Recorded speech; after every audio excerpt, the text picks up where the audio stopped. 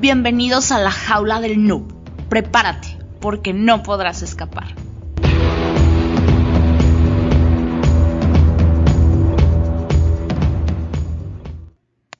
Hola, ¿qué tal? Bienvenidos a la jaula del noob, edición entrevistas.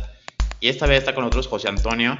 Y bien, pues él es docente, ya tiene muchos años, 20 años aproximadamente, en la parte de estar dando clases en la universidad, pero también está inmerso en otros proyectos como la criptografía y el entrenamiento especializado en ciberseguridad para los cuerpos o las fuerzas del orden. Y bien, con más preámbulo también está aquí mi compañero de Bug, que hará la presentación formal.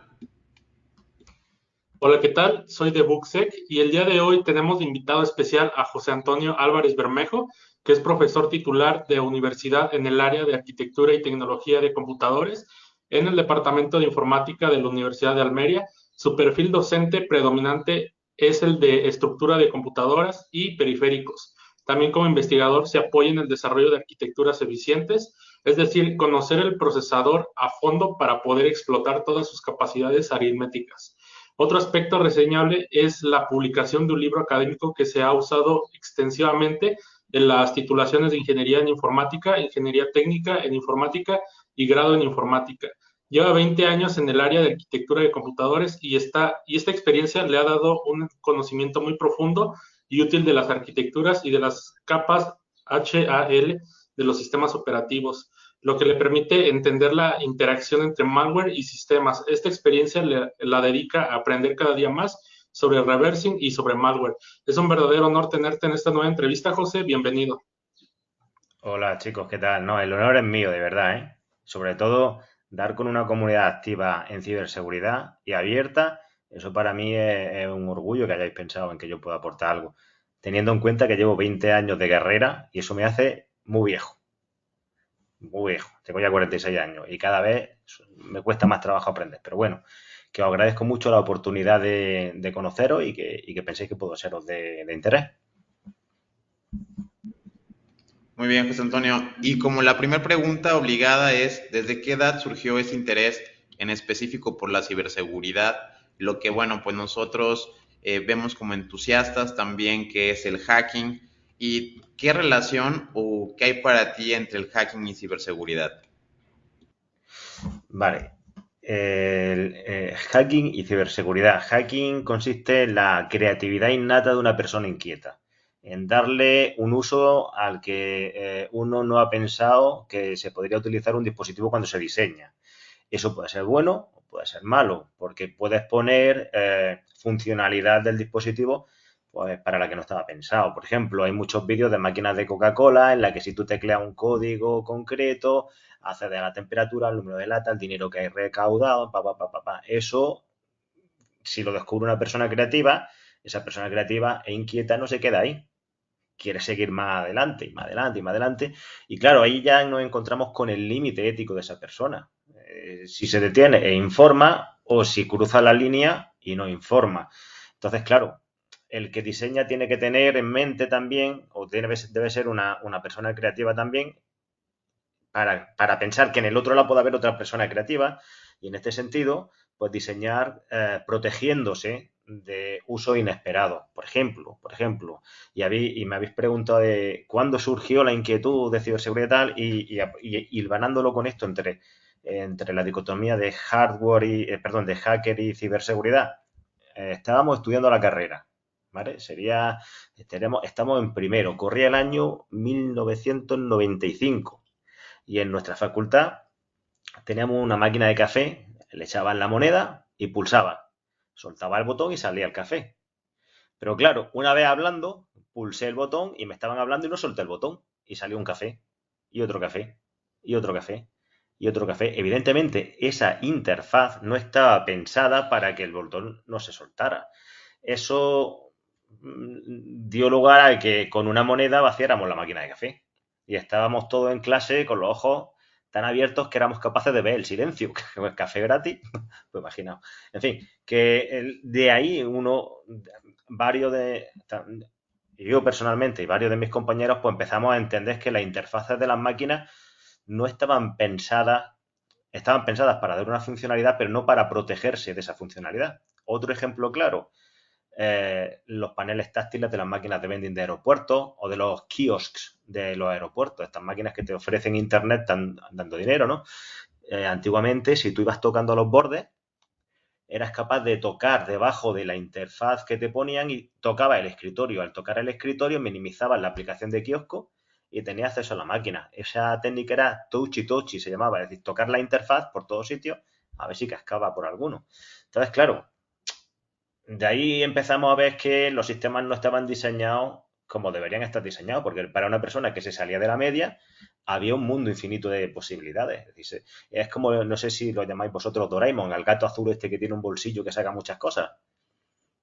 ¿No? Pues igual, es decir, las máquinas son como Doraemon, tienen un bolsillo en el que si empiezas a tocar sacas cosas que tú no te planteabas que podían salir. Otro ejemplo era cuando aquí en España salieron las cabinas telefónicas, nos dieron unas tarjetas con un chip que actuaba el gato feliz, exactamente. Allí en México creo que era el gato Félix, me dicen, me apuntan. Aquí se llama Doraemon. Entonces Doraemon tenía un bolsillo mágico, entonces nosotros descubrimos que las máquinas eran como el bolsillo de Doraemon, que si empezaba a tocar algunas te daban respuestas que no esperabas. Fijaros, otro ejemplo más en el que nosotros empezamos a descubrir este mundo, las tarjetas estas de telefonía. Tú tenías una tarjeta con un chip, ¿vale? Y ese chip era el monedero. Entonces tú metías la tarjeta, la máquina leía el saldo y tú le habías hecho 2 cortes a los lados del chip. Entonces empujabas la tarjeta hacia adentro. De forma que cuando se había iniciado la conversación, la máquina de teléfono no actualizaba el saldo del chip porque no podía leerlo. Es decir, te daba paso a la conversación, pero al empujar la tarjeta hacia adentro ya no actualizaba el saldo. Y ahí empezó todo, señores. Ahí nos hicimos mayores con esas máquinas. Al momento de uno adentrarse al mundo de la informática, siempre nos enseñan sobre lo que es software, lo que es hardware, pero ¿cómo es meterse a profundidad en el tema de los sistemas operativos y las arquitecturas? ¿Podrías hablarnos acerca de cómo empezaste metiéndote más a fondo en estos temas? Sí. Mira, voy a empezar por el final. Hoy, como profesor ya que lleva muchísimos años dando clase, veo con cierto desconcierto que en las titulaciones se obvia o se ignora C. Es decir, a los chavales no se les enseña C. A los chavales no se les enseña que por debajo hay una máquina que hace lo que tú le pides. Es cierto que es necesario que haya gente programando en el cloud, que haya gente que domine Python, R, pero tiene que haber gente que esté en el bajo nivel. Esos son los zapadores de los sistemas. Entonces, sistemas operativos, firmware, hardware y todo lo que hay por debajo, eso es lo que hoy, es lo que yo les cuento a mi alumno, es lo que hoy marca la diferencia entre un ingeniero y otro. El que programa en alto nivel y el que programa en alto nivel sabiendo lo que hay por debajo. Y los ejemplos son claros, son las vulnerabilidades Spectre y Meltdown, por ejemplo, que son vulnerabilidades de abajo del procesador. Pero vamos a ir un paso más allá. Nosotros cuando estábamos estudiando la carrera, como no había internet, lo que hacíamos era creábamos instrucciones. Entonces lanzábamos instrucciones al procesador. Las instrucciones tienen un campo que se llama código de operación que permite identificar si ese procesador identifica o no identifica esa instrucción. Descubrimos algunas instrucciones que no estaban documentadas. De hecho, había una página de una revista muy famosa por aquella época que se llamaba Doctor Docs, que se llamaba La esquina no documentada del X86. ¿Y esto qué quiere decir? ¿Por qué os cuento esto? Porque no solamente impacta sobre la ciberseguridad. Es decir, alguien puede pensar, ¿por qué Intel? O sea, ¿por qué desapareció Borland? ¿Llegaste a conocer Borland, el compilador de C++ aquel que hubo? ¿Por qué desapareció? Desapareció porque apareció en los compiladores de Intel los compiladores de Microsoft dentro de Visual Studio. ¿Por qué Visual Studio arrolló a Borland? Porque hubo un convenio, un matrimonio entre Windows e Intel que se llamaba Wintel. Ese matrimonio residía o consistía en que Intel revelaba secretos de su arquitectura a Microsoft. Por tanto, un compilador de Microsoft conocía mucho mejor el procesador que un compilador de Borland. Si conoce mucho mejor el procesador para utilizar instrucciones más eficientes, va a generar programas menos vulnerables, programas que optimicen el consumo, en fin. Al final, conocer la arquitectura está demostrado de aquella catástrofe que te hace estar un paso por delante de los demás. ¿Cómo? puede formarse hoy uno? Porque fijaros, no sé cómo será en otras universidades, pero en la mía, por ejemplo, se educa al futuro ingeniero en un modelo de sistema operativo ideal, con un hardware ideal, es decir, no se le enseña el x86, no se le enseña...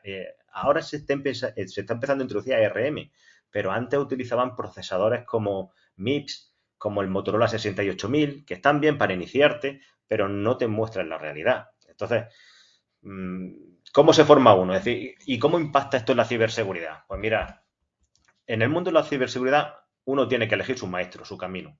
A mí me gusta el pentesting, pues a lo mejor igual no te gusta el bajo nivel. ¿A ti te gusta el malware? Pues igual te interesa el bajo nivel. Y tengo algunas personas luego que me gustaría citaros para que las sigáis, que son verdaderos cracks. Uno de ellos está trabajando en Kaspersky y no tiene formación universitaria. Es decir, el no tener formación universitaria no es un hándicap para dedicarse a la ciberseguridad. Es decir, una persona es creativa y puede formarse y no necesita ir a una universidad.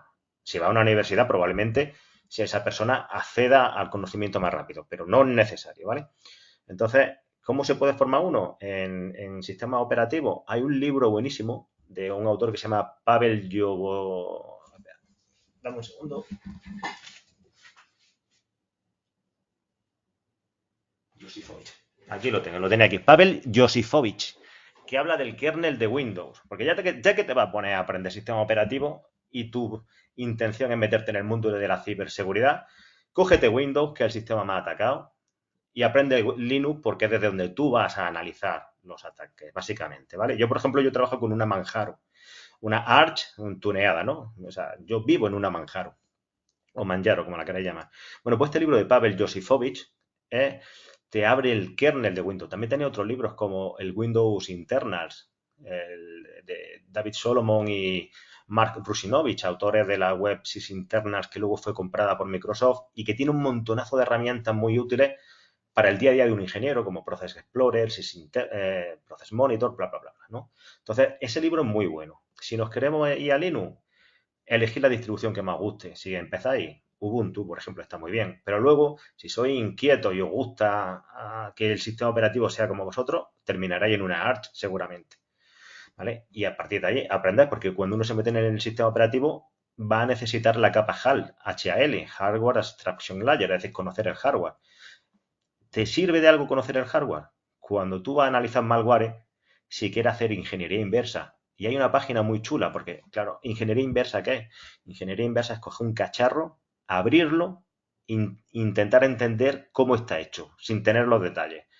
¿Eso es interesante en ciberseguridad? Depende del camino que tú hayas elegido. Si tú has elegido el camino del análisis de malware, que hoy por hoy yo creo que tiene bastante futuro, y el de la ingeniería inversa, ¿de acuerdo? Hay una página que se llama begin.re, en el que tú vas a saber si la ingeniería inversa te gusta o no, porque ahí te enseñan a abrir un ejecutable, a añadirle un depurador y a conocer detalles de si esos ejercicios que hay tan sencillos con las soluciones publicadas a ti te gustan, ni te lo pienses. Coge tus libros de sistemas operativos, coge tus libros que te enseñe un poquito de ensamblador y métete hacia adentro. ¿Por qué? Y no estoy dejando preguntar, pero es que me emociona tanto dar con gente, con comunidades de ciberseguridad, que es que no me puedo callar. Pero simplemente déjame que diga esto. En el mundo de la ciberseguridad hay dos perfiles identificados, ¿no? Hay muchos más, pero dos perfiles grandes, el Red Team y el Blue Team. Red Team, los que te atacan. Blue Team, los que se defienden. Y yo siempre lo asimilo al portero. El portero en un partido de fútbol. El que tira el penalti lo tiene muy fácil. El portero no lo tiene tan fácil. En una empresa o en una organización nacional o en una infraestructura crítica, que aquí se están atacando muchísimo. Bueno, aquí tenemos ahora mismo un follón liado con Rusia, tal, pero bueno. El equipo Blue Team es un equipo que hoy por hoy cuesta mucho dinero, que vale mucho dinero, porque esos son profesionales de lo de verdad. Porque mi hija tiene 10 años y mi hija es capaz de montarte en un PDF, que si queréis un poquito más adelante hablamos de eso, es capaz de montarte en un PDF con Metasploit un ataque. Y esto nos lleva a la pregunta, ¿un PDF te puede atacar? Pues no sé si sois conscientes de la última vulnerabilidad de Microsoft, que se llama Follina, Folli, Follina, es que no te hace falta ni ejecutar una macro para atacar. Entonces mi hija con Metasploit ya puede atacar un sistema. Lo complicado es, siendo el responsable de un sistema, cómo lo defiendes. Y ahí tienes que tener conocimiento de malware, ingeniería inversa, redes, y esa persona vale dinero. ¿Mm? No sé si te he contestado, me he ido por la rama de bug. Me he ido por la rama, ¿verdad? Sí, José, muchísimas gracias. No, estuvo bastante completa tu respuesta. La verdad es que es muy interesante y justo esta parte, ¿no? Creo que nos demuestras cuando algo te gusta, cuando algo te apasiona, pues ahora sí que te agarras el micro y lo tienes para ti porque estás hablando justo de algo que te emociona bastante. A mí me interesa mucho la parte de del reversing del malware. Fíjate que estoy trabajando ahora con un equipo híbrido que hacemos Threat Intel y aparte otro equipo hace toda la parte de reversing. ¿Cuál es cuánto es el tiempo que te lleva a desarrollar este conocimiento?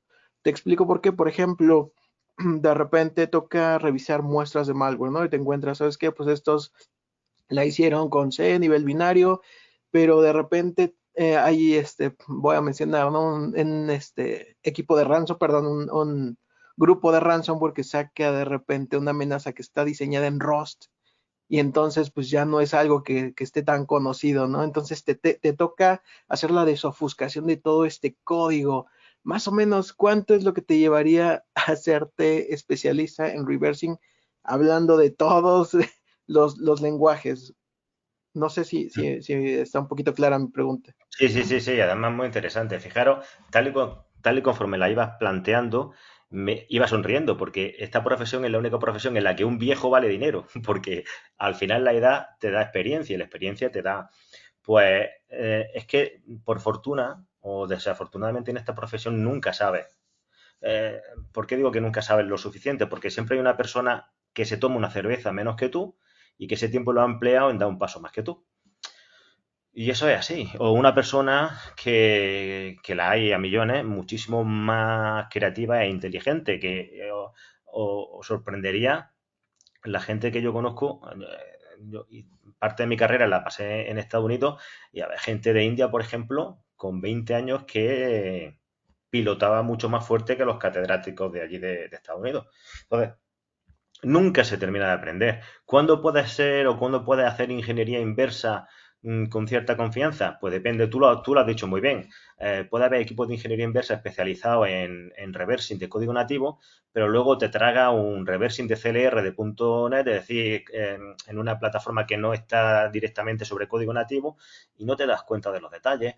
O, por ejemplo, tienes que conocer muy bien los 2 o 3 compiladores que funcionan, porque los compiladores, cuando tú le das el código, aplican optimizaciones y eso se va al ensamblador. Entonces tú ves instrucciones no por un tubo y dices, ¿y esto por qué está aquí? Y es que resulta que es que el compilador estaba optimizando algo que el que escribió el código no pretendía. Entonces, tú por un lado tienes que intentar adivinar la intención del que ha escrito el código y por otro lado tienes que intentar averiguar que hay herramientas para eso, el compilador que ha compilado ese código para entender luego las optimizaciones que ese compilador aplicó y poder entender el código que hizo. Por ejemplo, los que hacemos algo en nativo, uno de nuestras y desensamblamos código con Ghidra, por ejemplo, o con IDA Pro, pues nos aparecen unas ventanas de código ahí que, madre mía, te echas la mano a la cabeza. Entonces, lo primero que tienes que hacer es buscar el punto de entrada. ¿Y sabéis cómo buscamos el punto de entrada? Os vais a reír. O sea, los puntos de entrada, si están escritos o compilados en binario, pues desarrollados en C, tienen tres o cuatro entradas en la pila antes de la llamada al main. ¿Por qué? Porque cuando tú llamas a la función main, en C, la función main mete el argc, el argv y un puntero. Y esas 3 cosas, como estás llamando una función, se meten en el área de pila. Entonces tú lo que vas buscando a lo largo de todo el código, el punto o la línea de código que encima tiene 3 argumentos guardados en la pila. Y entonces, en ese momento, supones que esa es la entrada al programa, el main. Y a partir de ahí empieza a construir tu hipótesis.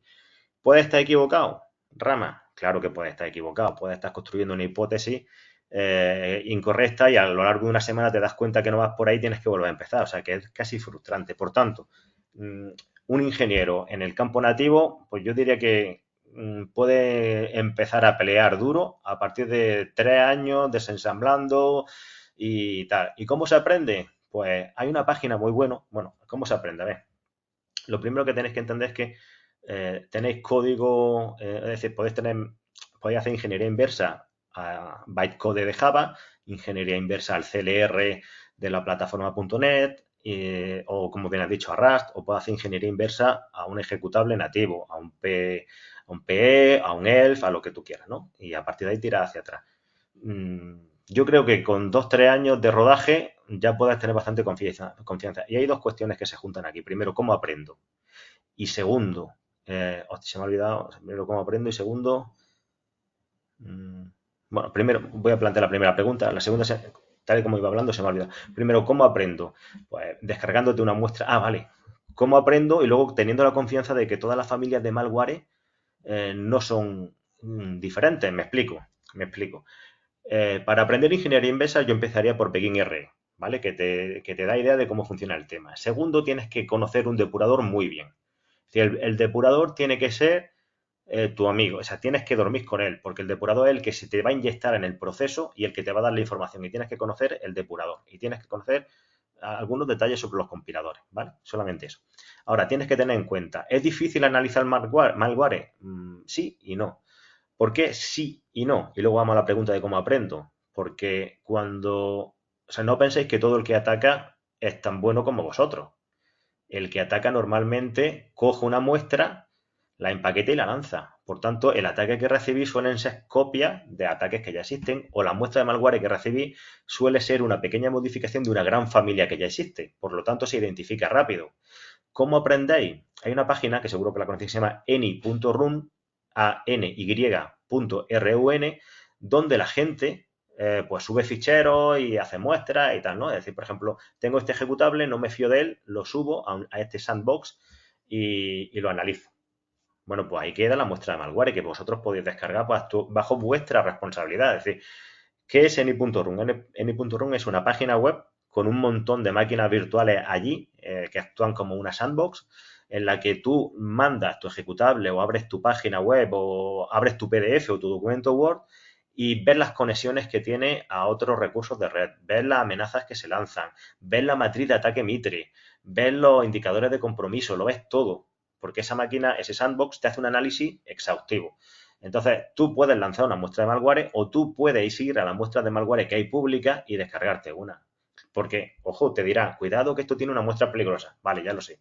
Te lo descargas, pero no lo descarga a tu máquina, lo descarga a una máquina virtual, convenientemente aislada con todas las conexiones de red cerradas, y allí la coge y le inyecta el depurador. Y empieza a aprender.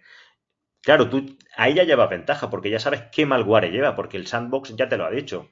Y empiezas a analizar y buscas en internet gente que te explica cómo funciona ese malware y vas entendiendo que todo funciona siempre igual. Y me vaya a perdonar la comparación. Es como el pentesting. Es decir, cuando uno hace pentesting, lo primero que hace es identificar la máquina. Lo segundo, los puertos abiertos. Lo tercero, los servicios que hay detrás de esos puertos. Lo cuarto, una vez que identifica el servicio, si hay vulnerabilidades publicadas para ese servicio. Lo quinto, arrearle con un metaexploit. ¿Vale? Es básicamente una serie de pasos en la que en cada paso tienes que demostrar tu valía. Pero casi es una serie de pasos definida. En el malware pasa igual. Lo que pasa es que en el malware eres tú contra un león. Pero claro, tienes la capacidad de coger el ejecutable, desmontarlo sabiendo qué es lo que te vas a encontrar dentro. ¿Vale? Y ahí es donde vas aprendiendo. Por lo tanto, Rama, sin irme yo, que me lío, yo creo que una persona que lleve un año, 2 años, ya está lista para salir a la calle. Con 3 años, yo creo que ya batalla bien en el asunto. ¿Y cuál es el tope de años? Pues yo llevo muchos años y yo me encuentro con muchas cosas que no sé. La edad, también que uno tiene una familia, pero que nunca vaya a saber, nunca vaya a estar suelto. Por eso es muy importante una comunidad. Por eso me hace tanta ilusión que haya gente joven y ávida de conocimiento como vosotros que se reúna y que motive y catalice la ciberseguridad. Porque uno solo puede ser muy bueno, pero os puedo asegurar que la comunidad hace la fuerza.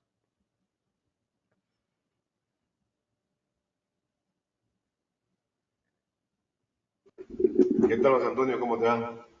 Hola, Pul, ¿qué tal? Todo bien. Es correcto lo que acabas de mencionar.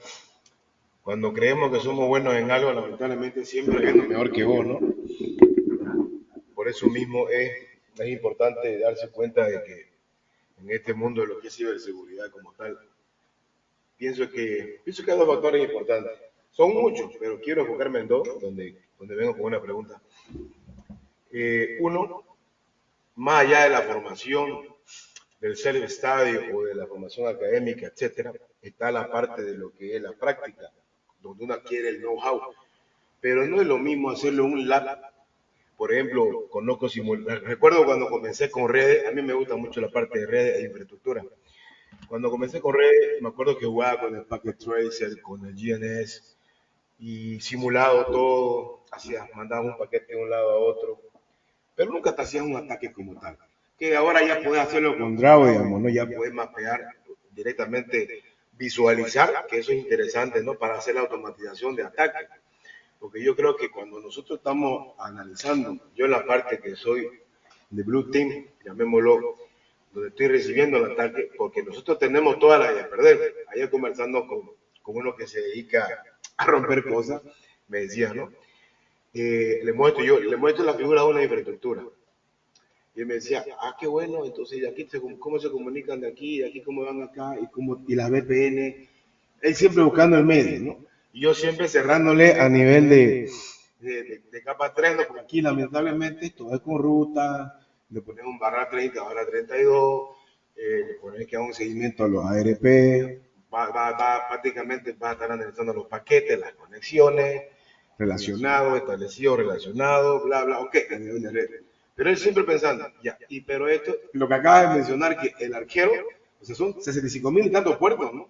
Cuidarlo todo, estás loco, ¿no? O sea, es increíble, ¿no? Por eso es que lo que acabas de mencionar, no se puede saber todo, es correcto. No se puede, la experiencia te dice mucho, que yo no te considero una persona vieja, de hecho te considero una persona sabia, diente de leche, te digo yo. ¿No? Así que los jóvenes, de una manera u otra, somos un poco más atrevidos, se puede decir, pero eso también de una manera los encapsula solitos, caen solitos en su propia trampa, ¿no? Ahora, en este tema, como ya hemos visto que ha avanzado bastante la tecnología, se vienen varias cosas, pero te das cuenta que el sector IoT, de una manera, así como está avanzando, se está yendo sin control, ¿no? En el protocolo de comunicación de IoT, que ahora cada vez veo más equipos hardware gateways para poder conectar al LoRaWAN, qué sé yo, LoRaWAN, que son medios de comunicación, ¿no? Que son de menos paquete de datos. También hay existen varios, ¿no? Pero ¿qué experiencias tenés en este tema de IoT? ¿O qué pensás de lo que se viene en la seguridad informática con el Internet de las cosas? Por decirlo más al estilo Mortales, para las personas que nos escuchan, con el Alexa. Como el otro día estaba mirando al Chepa, que también yo lo probé, ¿sabes? Que fue chistoso porque todos los Alexa, querrás o no, tienen muchas vulnerabilidades, ¿no? De hecho, yo cuando compré una, me gustó mucho, la instalé y lo único que hice fue abrir un Wireshark y otro tipo de herramienta y empezar a actuar con ella como si fuera un mortal más. Hace esto, hace lo otro, hola, ¿qué te llamas? ¿Te gusta Siri? Open Spotify, bla, bla, bla. Pero era para ver la comunicación que hacía. Quería ver qué tipo de puertos estaba interactuando, con cuáles interactuaba más y en dónde había más tráfico, ¿no? Porque después, al terminar de jugar con Alexa, ahí me di cuenta que, Dios mío, realmente esa IA como tal, lamentablemente nos expone bastante. Y eso que está vinculada con tu cuenta de Amazon, te das cuenta que vos puedes jugar y decirle a Alexa, comprarle algo para que a su cuenta de Amazon, y Alexa lo va a hacer, ¿no? Entonces, yendo por ese lado del IoT y la seguridad de la información, ¿qué pensás de eso? Buenísima pregunta. En primer lugar, me has dicho que te gusta la red. A mí, a la gente que se dedica a la red, me quito el sombrero, porque esos sí que son los verdaderos guerreros. Esos sí que son los que están en la trinchera. Yo me acuerdo, por ejemplo, cuando abrimos malware y detectamos que el malware lleva un DGA, es decir, un algoritmo de cambio de dominio para que no le pille, ahí están los de redes, bloqueándolo todo. Entonces, básicamente nosotros decimos y los de redes hacen. O sea, espectacular. Me quito el sombrero. Sobre IoT. Nosotros trabajamos en el mundo de IoT, trabajamos utilizando criptografía de curva elíptica, ¿vale? Es decir, voy a contar las dos áreas. Primero, Alexa. Claro, ya hemos unido la burbuja privada con la burbuja, es decir, la personal con la profesional y con la que no, con nuestro juego, está todo mezclado. Llevamos relojes, por ejemplo, como anécdota, vosotros sabéis que ha habido bases estadounidenses que se han identificado en los mapas porque los soldados llevan relojes y con el Strava o Strada, la herramienta esta, pues publicaban su entrenamiento y claro, se veía en mitad del desierto un óvalo que era donde corrían y ahí entonces, claro, todo está tan interconectado que estamos expuestos, es decir, ya tenemos una cantidad, un área de exposición infinita, pero a eso le sumamos el 5G, ¿vale? Hubo un alto mando militar estadounidense que dijo que quien domine el ciberespacio domina no el mundo, ¿no? Pero domina el escenario de guerra. Cuando yo hablé allá hace años de la ciberguerra, de que todo estaba moviéndose al ciberespacio, casi se reían, ¿no? Pero es que es así, es decir, hay batallones y unidades de operaciones en el ciberespacio de cada país y eso se dedican a no solamente a proteger industrias, sino también a controlar los protocolos de comunicaciones. Pero ya en un entorno más mundano tiene a Alexa, que ciertamente Alexa, pues por ejemplo, si uno se puede instalar QRadar de IBM en casa. Es decir, IBM tiene una herramienta de análisis de logs, porque a lo mejor Wireshark es demasiado heavy metal para la gente que no domine el tema de los paquetes y tal. Puede instalarse QRadar. Es decir, IBM tiene una Community Edition de QRadar, es una herramienta que tú te instalas y te va analizando pues, todas las comunicaciones de tu casa. Y ahí te sorprendería, igual que ha dicho Pool, que alucinas con lo que suelta Alexa de ti. Pues QRadar, si luego lo intentas conectar con Watson para que te haga análisis de todo, ya es que se te va la cabeza. Entonces, en el entorno personal, todos los dispositivos que tenemos conectados, que no nos quepa ni la más mínima duda, que viven de extraer información nuestra, crear perfiles nuestros y venderlos. Eso es así. De hecho, había por ahí un estudio, y esto ya no es IoT, son móviles, entre la información que suelta un teléfono Android y la información que suelta un teléfono iPhone nuestra, estando un día sin uso, simplemente conectado. Incluso os digo que en nuestros teléfonos móviles, cuando desactivamos las Wi-Fi, todavía siguen registrando actividad. El móvil todavía sigue registrando actividad. Pero bueno, en mi campo específico en el IoT, yo trabajo con redes de sensores inalámbricas, tanto las que vienen en los vehículos, las CAN, como las que hay en el sector agropecuario. ¿Y cómo trabajamos? Pues es muy importante que cuando uno tiene muchos nodos desplegados, por ejemplo, en una finca, que están diciéndote si tú tienes que enviar agua o no a lo que tienes plantado, es decir, los sensores de humedad, sensores de nitrato, de potasio, bla, bla, bla, todos esos sensores recogen información y te la mandan. Ahora imaginaros que Pool tiene una finca que produce más que la mía y yo no lo puedo permitir. Entonces yo voy impersono uno de los sensores que tiene Pool y empiezo a decir, este olivo o esta área de la finca necesita agua y no la necesita. Y al final el sistema de decisión de Big Data decide que debe desviar agua ahí. ¿Y qué ocurre? Que al desviar agua el producto pesa más, pero tiene menos productividad y Pool pierde dinero y yo gano. Pues he atacado a Pool. ¿Qué hacemos nosotros? Esto en el campo mundano, luego hablaré del terreno militar. En el campo mundano tenemos que hacer que todos los sensores que trabajan para mí creen comunidades y que yo sea incapaz de meter un sensor ahí dentro que diga que es parte del grupo. ¿Cómo hacemos esto? Con criptografía. Imaginaros, nosotros 6 decidimos repartir una clave criptográfica y solamente respondemos los mensajes que seamos capaces de descifrar con esa clave criptográfica que compartimos entre todos. Entonces, el primer problema es cómo reparto la clave. Bueno, pues el protocolo de reparto de clave criptográfica. ¿Qué criptografía utilizamos? Los sensores son nodos chiquitines, tipo el procesador que habla, el Arduino, el procesador del microcontrolador, no me acuerdo, un AVR, Admega, Admel, toda esta gente, ¿no? Entonces, no pueden ejecutar la criptografía pesada como la AES porque gastan mucha energía y tal. Le metemos curva elíptica, entonces protegemos con curva elíptica, pero también se utiliza blockchain. Es decir, si vosotros no queréis crear una comunidad de nodos que se comunican con criptografía, podéis crear un conjunto de nodos que se incluyen en un blockchain privado. Hay blockchain específicos donde los nodos pueden ser nodos ligeros y no tienen una copia completa del blockchain. Y al meterlo dentro de vuestro blockchain privado ya están protegidos. Porque en un blockchain privado solamente accede quien tú autorizas, ¿vale? Entonces, por un lado, puedes federar sensores utilizando blockchain o puedes federar sensores utilizando criptografía.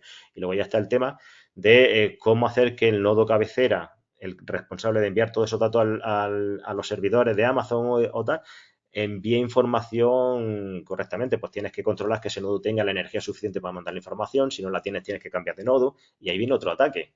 Porque imaginemos que Pool protege su parcela con criptografía.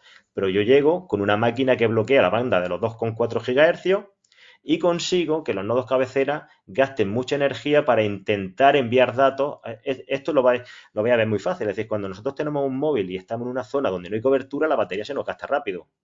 Porque el móvil incrementa la potencia para poder enviar, para poder salvar la sombra que hay en las comunicaciones.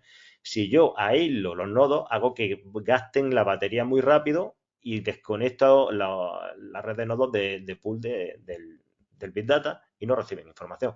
Por tanto, mi experiencia en el IoT es que es muy difícil asegurar la comunicación entre sensores, es muy difícil asegurar que todo vaya bien porque el usuario es el elemento más inseguro de cualquier red donde haya IoT. Vamos a estar súper desprotegidos cuando metan el 5G, porque eso sí que va a ser una bestialidad. Y luego si nos movemos al entorno militar, por ejemplo, pues un BMR o un avión comercial va lleno de sensores que al final utilizan protocolos de comunicación donde se utiliza criptografía que es totalmente vulnerable. Con lo que os digo que casi es mejor no saber los detalles porque si no uno pues vive asustado todo el rato. Pero ya os digo que con el IoT es verdad que se hacen cosas muy importantes, sobre todo en industria y tal, pero no se fijan dos cuestiones importantes. El firmware, por ejemplo, mira, un dron. O sea, en una reunión del MADOC, una unidad del ejército de aquí de España, se debatía sobre la seguridad militar y tal. Entonces les pregunto, bueno, ¿y los drones? Porque hablaban, hemos diseñado un dron que cuando nuestro batallón se acerca a una nave, pues metemos el dron y vemos si hay tropas enemigas. Muy bien. Y el dron, la tarjeta de red que lleva el dron o la tarjeta o el módulo de comunicación, ¿de dónde viene? ¿Lo hemos hecho nosotros? No lo hemos hecho nosotros. Viene de China. Y es muy fácil inyectar malware dentro del firmware. Os cuento. Todo el mundo conoce la BIOS, ¿no? Es decir, la BIOS es ese software mágico o la UEFI que hay en nuestras máquinas que cuando arrancamos hace que todo funcione. ¿Vale? Esa BIOS va dentro de un chip de nuestra placa y es muy difícil que alguien la toque. ¿Vale? De hecho, sí que es fácil que alguien la toque. Con los bootkits, en vez de rootkit, existen los bootkits, es decir, los kits de arranque. Pero bueno, cuando tú arrancas la BIOS se copia a la memoria RAM porque el acceso al firmware es mucho más rápido si se trae desde la RAM que si se trae desde la ROM. Así que lo primero que hacemos es copiar toda la RAM. ¿Cuál es el siguiente paso? La BIOS chequea todas las tarjetas que tenemos pinchadas en nuestra placa base, en nuestra placa madre. Si alguna de esas tarjetas tiene un chip con firmware, con BIOS, que permite funcionar a esa tarjeta, ese contenido también se copia en memoria. ¿Qué estamos haciendo? Simplemente antes de arrancar, antes de tener el sistema operativo, antes de tener antivirus, antes de tener todo, estamos metiendo en la RAM nuestra BIOS, en la que confiamos, pero nuestra BIOS se está trayendo junto con ella a la BIOS de todas las tarjetas que hemos pinchado. La tarjeta del módulo de comunicaciones chino, por ejemplo. Y eso no lo chequea nadie. Y eso está en la RAM, ¿vale? Y a partir de ahí, cargamos el sistema operativo. Bien, hay un malware, hay un bootkit que se llama Rakshasa, RAKSHA, me parece que era, que demuestra cómo una tarjeta infectada, cuando arranca el sistema, que lo que hace es copiar el sistema operativo del disco o de la tarjeta SD o del disco de donde sea, de donde está almacenado, lo copia a memoria RAM, va identificando las partes del sistema operativo y, por ejemplo, quita el bit NX, que es el bit de protección del sistema operativo. Es decir, el firmware que tú has metido en la memoria RAM de tu drone, de tu router, de lo que sea, cuando ha arrancado todo, ha metido en la RAM algo y cuando carga el sistema operativo en el que tú confiabas, ha sido modificado on the fly mientras va desde el almacenamiento a la memoria y ya tiene un sistema totalmente vulnerable.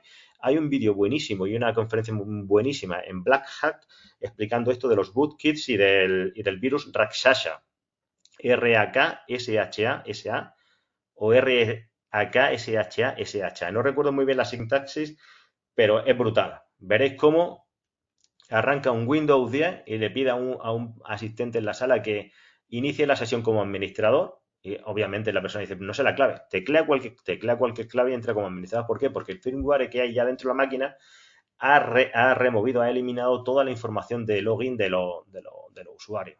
Y eso ha sido un ataque desde el firmware. Con lo que la pregunta que pone encima de la mesa Pool es buenísima.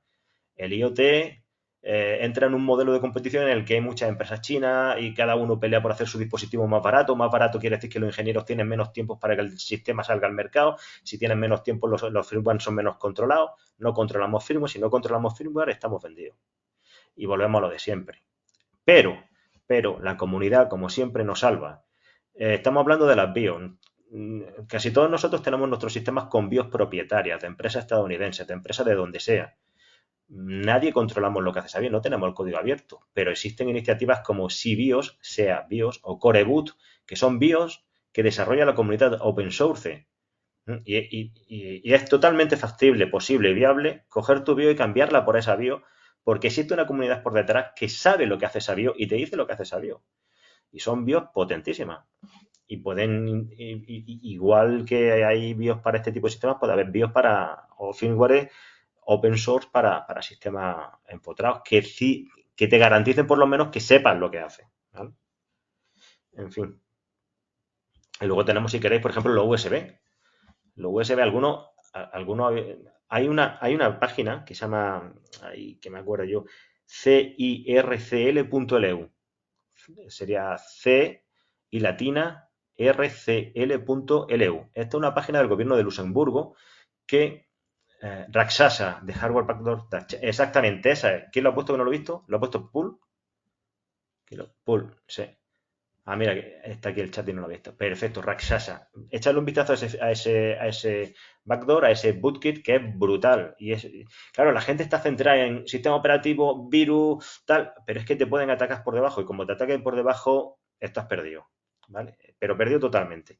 Bueno, pues os hablaba de la página, a ver, acabo la tecla aquí en el chat, circl.lu, creo que era esta página del gobierno de Luxemburgo, y ahí hay una herramienta que es accesible. Es decir, con una Raspberry Pi tú te descargas la imagen de ese sistema operativo y uno de los puertos USB lo destinan a puerto de entrada y uno de los puertos USB, el segundo, lo destina a puerto de salida. Con lo que cualquier dispositivo USB que tú tengas, lo pincha ahí y pincha otro USB en el que tú confías debajo. Y lo que hace este software es leer todos los documentos del USB origen y limpiarlos de malware y pasártelo al otro USB. ¿Por qué? Porque es muy común que alguien deje un USB en el suelo o que te preste un USB y al pincharlo, ya conocemos todo al Rubber Duck o el Bad Duck, Bad USB y este tipo de ataques, ¿no? O simplemente que tenga un PDF con un ataque dentro, o un Word con PowerShell dentro, o un Word con Follina dentro. Bueno, pues lo pincha ahí y esta Raspberry te lo limpia todo y te lo mete en el otro USB. Con lo que quiero decir es que el hardware está siendo una gran parte del vector de ataque actual. Y termino citando a The Book, que hablaba hardware, sistema operativo y tal. Fijaros, cuando uno va a comprar un ordenador, se fija en el procesador, en la cantidad de RAM, en los gigahercios, pero ¿cuántos miran el chipset? ¿Qué chipset lleva? Que el chipset es la cenicienta. O sea, el chipset es el procesador de comunicaciones que está en la placa base, es lo que permite que todo entre y salga de tu sistema. Hay una herramienta que sería interesante que le echarle un vistazo, se llama ChipSec, igual que chipset, pero terminada en C, que hace una auditoría completa del chipset de tu máquina. ¿Y esto por qué es importante? Porque en el chipset de tu máquina tenemos conectado el TPM, el módulo de confianza, tenemos conectado el SMM, el módulo de gestión, tenemos conectado las partes del hardware que son el talón de Aquiles de nuestra máquina. Nadie le presta atención a eso. Nadie le presta atención a eso. Hay una herramienta, como digo, que se llama ChipSec, que te permite hacer una auditoría y te dice, pues, qué vulnerabilidades tiene tu chipset. Ese sería el primer paso de un pentester, es decir, analizar si te pueden entrar por el subsistema de entrada y salida. Y luego vamos al tema de los móviles. Cuando yo le pregunto a la gente, sobre todo en clase, cuando le pregunto a mi alumno, ¿cuántos procesadores tiene vuestro móvil? Ojo, he dicho procesadores. La gente me dice, 8. ¿Cómo va a tener tu móvil 8 procesadores? Tu móvil tiene 8 núcleos en un procesador, que es el procesador de aplicaciones, pero luego tiene el procesador de banda base, que es el chipset. Y ese procesador no está protegido. De hecho, los móviles de hace 10 años todavía siguen respondiendo a los comandos AT de comunicaciones de 1980. Es decir, que ese procesador de banda base que lleva tu Android es el que se conecta a la red celular, ¿vale? Y luego tiene el otro, el procesador de aplicaciones, que es el que se conecta, el que te ejecuta pues, WhatsApp, y los dos están conectados. El procesador de aplicaciones lo puedes tener securizado a tope. Incluso tiene módulos de inteligencia artificial, módulos de procesamiento, de todo. Pero el procesador de banda base, el equivalente al chipset, lo tiene prácticamente desprotegido y descuidado. Y cuando tú entras en una red celular, atacarte por ahí es muy fácil. En fin, es un chipset exactamente, ese es el enlace, esa es la herramienta y es fácil de trabajar con ella. Estaría chulo, por ejemplo, organizar un pequeño seminario explicando chipset o algunos ejemplos de chipset. Chipset proviene de una herramienta, no sé si era Copérnico o algo así, mucho más potente. Había una herramienta de análisis de firmware y de hardware a bajo nivel, porque digamos que los ataques serios van por abajo, van por su sistema de entrada y salida. Lo que he comentado, por ejemplo, pinchan una placa con una tarjeta de red con el IPX, IPXE, ¿no? O con cualquier chip con firmware infectado y eso entra directamente en la RAM del sistema y no estás controlando nada. Bueno, pues Chipset, por ejemplo, te dice si el módulo SMM que tienes lo tiene sobreescribible o no lo tiene sobreescribible. Es decir, por lo menos se lo pone un poquito más difícil a quien te quiera entrar por la puerta de detrás.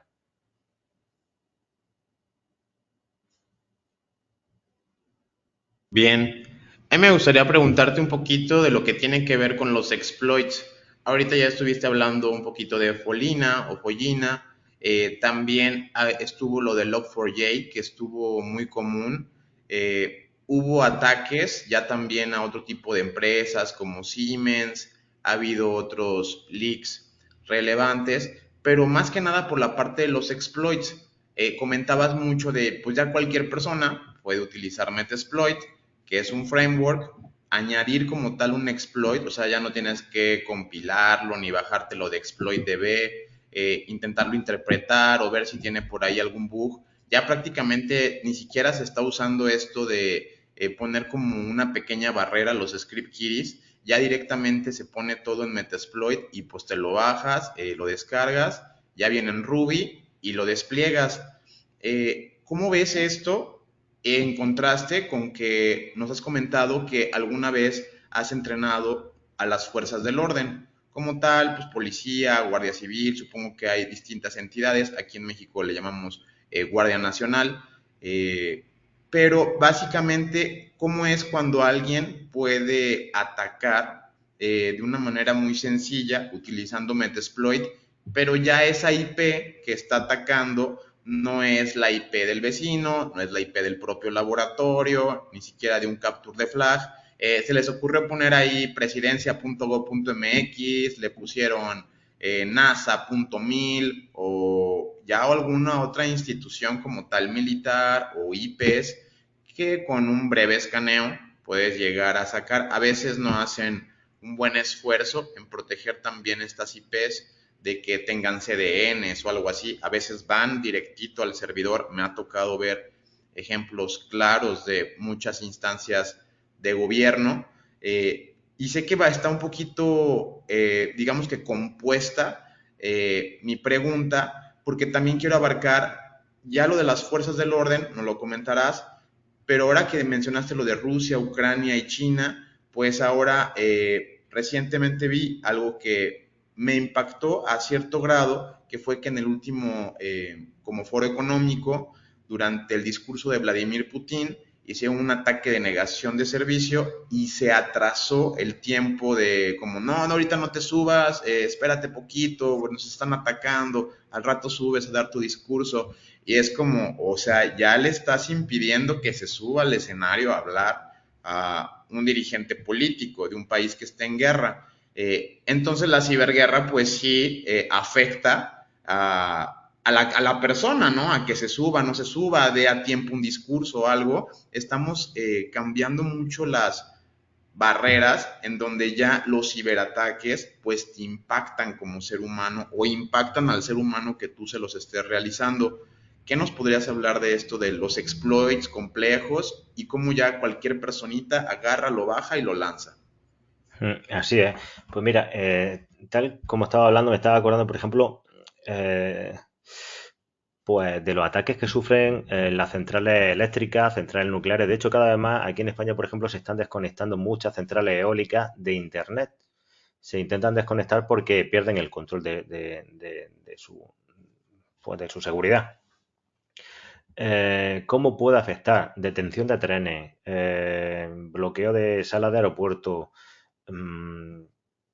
Por ejemplo, aquí en el norte de España han bloqueado, secuestrado ayuntamientos de muchas ciudades del norte de España y lo han dejado inoperativos totales, hasta el punto de tener que trabajar con papel como hace 20 o 30 años. Es decir, hospitales inoperativos, la sanidad privada, por ejemplo, hay compañías de sanidad privada a la que uno iba y no sabían ni siquiera el médico que te tocaba y el tratamiento que te tocaba porque habían secuestrado bases de datos. Es decir, el ataque puede venir por cualquier sitio, es decir, no te lo esperas, pero además afecta al ciudadano de a pie, es decir, afecta a nuestra vida personal, hasta el punto de, pues, por ejemplo, nosotros en la universidad, por ejemplo, nos cambian las claves cada 2x3, nos obligan a tener segundo factor de autenticación, las redes son cada vez más complejas, pero aún así lo saltan. Es decir, ya no es como, los ataques ya no son como antaño, aquellos ataques románticos en los que tú entrabas en un sistema y dejabas una captura con la cara de anónimo diciendo estamos aquí, ten cuidado, ¿no? No, ya afectan a cosas tan sensibles como hospitales. Durante el COVID intentaron robar información de vacunas, bloquearon transportes de vacunas, en fin. Es decir, ya hay grupos que actúan como grupos terroristas y que afectan a la seguridad de una nación. Y en el momento en el que afecta a la seguridad de una nación y todos los ciudadanos están en peligro, imaginaos la que pueden armar, bueno, os voy a contar dos cosas. Imaginaos la que pueden armar si son capaces de comunicarse con el sistema de aterrizaje de un avión. Cuando un avión se aproxima a un aeropuerto, vosotros sabéis que cuando uno va encarando la pista hay 4 luces a un lado y 4 luces al otro lado. Son o las 4 rojas o las 4 blancas, o son 2 rojas y 2 blancas que le dicen al piloto si van muy por encima, si van muy por debajo, si va bien. Pero claro, eso era cuando los sistemas de navegación aérea no funcionaban como funcionan ahora. El avión cuando se acerca inicia una comunicación con el aeropuerto y el aeropuerto le va dando una serie de información al sistema de navegación autónoma del avión. Imaginaos si alguien es capaz de decirle al avión que el suelo está más abajo de lo que está a 200 metros. El piloto obviamente no ve nada y el avión pues, estrellarían aviones con una facilidad famosa. Por ejemplo, los aviones cuando van cruzando el Atlántico tienen una herramienta.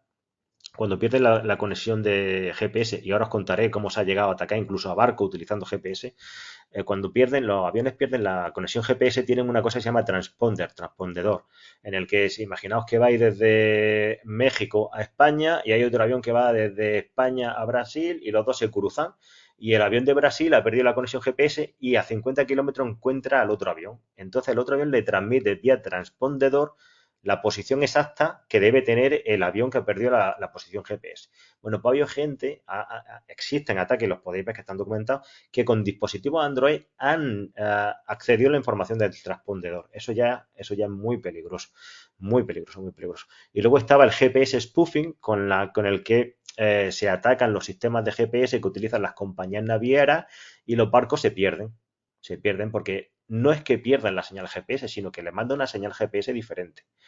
Si esto nos movemos y vamos al espacio del 5G, donde el Eurofighter, el MiG-29, el F-18, todos los aviones van a estar hiperconectados, pues ya resulta que a lo mejor el objetivo no es dispararle al avión, es disparar al sistema, disparar y no disparar físicamente, sino disparar tecnológicamente al sistema que orienta a los aviones.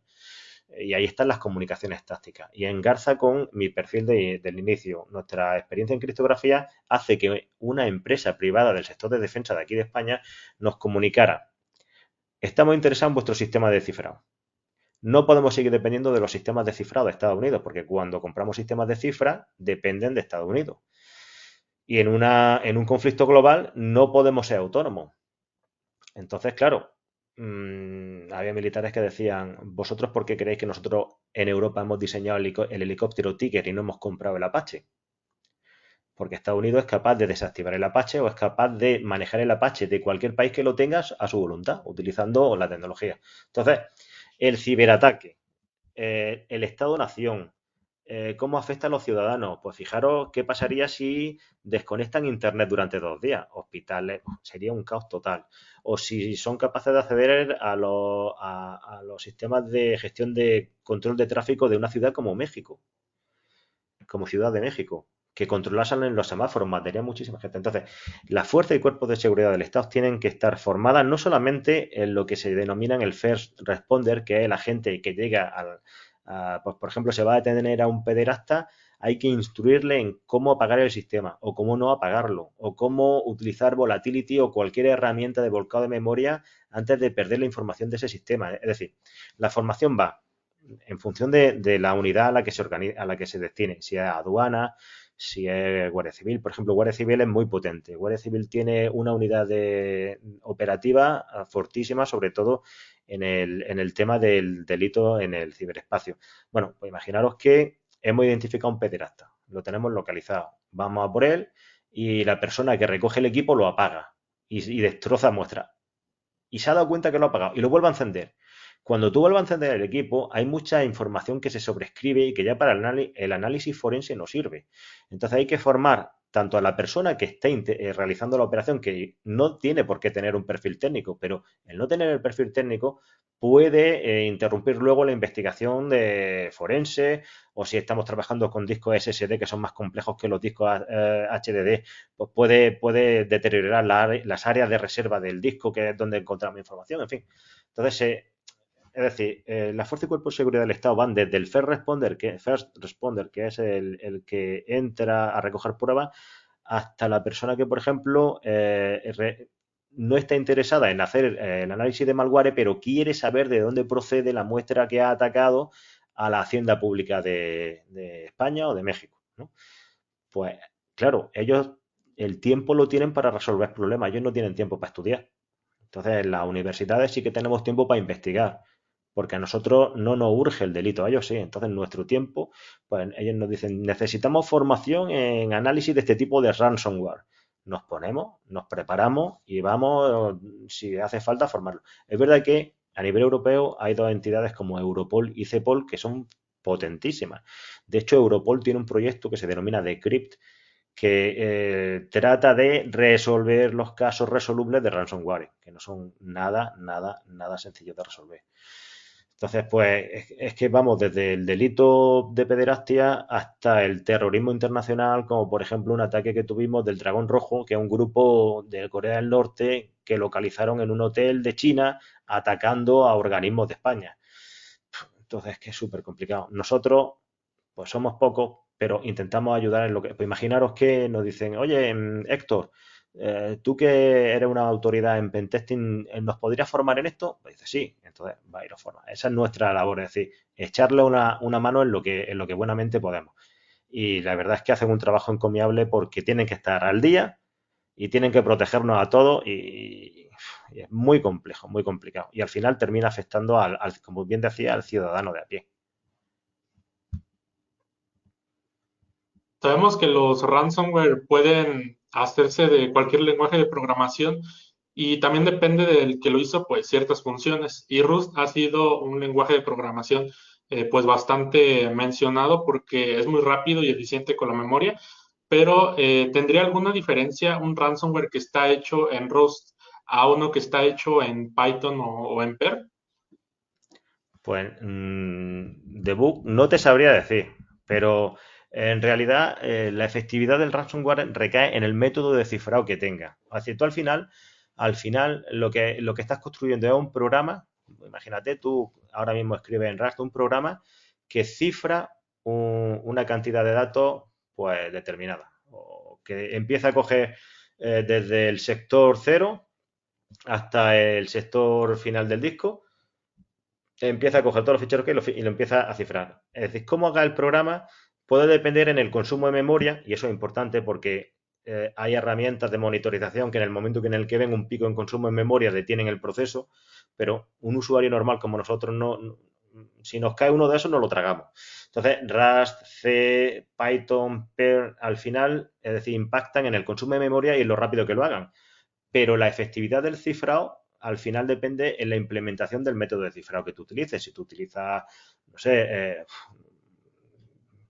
el método de cifrado A y lo implementas eficientemente, da igual el lenguaje de programación. Tú fíjate, haces el programa y tienes el programa. Ahora tu objetivo es encapsularlo dentro de otro programa y dárselo a la persona que te interese para... normalmente el ransomware tú no lo encapsulas en otro programa y lo mandas. Normalmente tú, por ejemplo, construyes un PDF con un JavaScript dentro, el que lo abre ejecuta el JavaScript y ese JavaScript lo que hace es conectarse a un servidor tuyo cuyo nombre de dominio va cambiando aleatoriamente siguiendo una semilla para que la labor de pool no sea tan sencilla, ¿vale?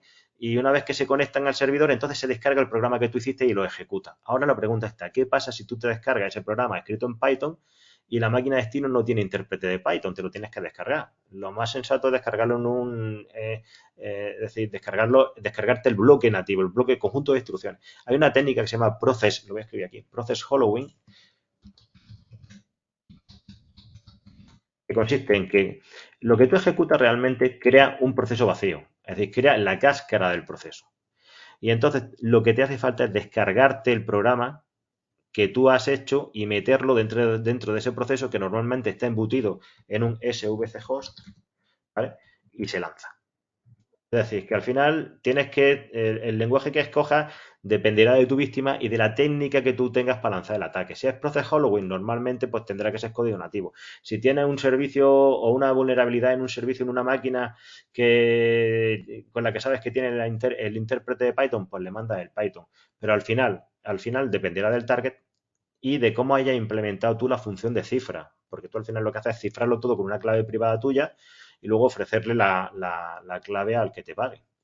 Por tanto, el lenguaje, igual estoy totalmente equivocado, ¿eh? O sea, porque yo tengo muy poca experiencia en lo que es el desarrollo de ransomware. Yo estoy en el que trata de detener el balón. Pero tal y como yo lo entiendo, yo creo que iría así. Es decir, en función del objetivo y la técnica que tú tengas de desplegar el ransomware, así será el lenguaje que escojas. Por ejemplo, si la técnica es Process Hollowing, que consiste en que con una API del sistema operativo crea un proceso vacío y a ese proceso vacío le descargan los segmentos de datos y los segmentos de texto, pues ya le mandan las instrucciones nativas. No tienes que... En fin, yo creo que va por ahí. No sé si se te habré contestado.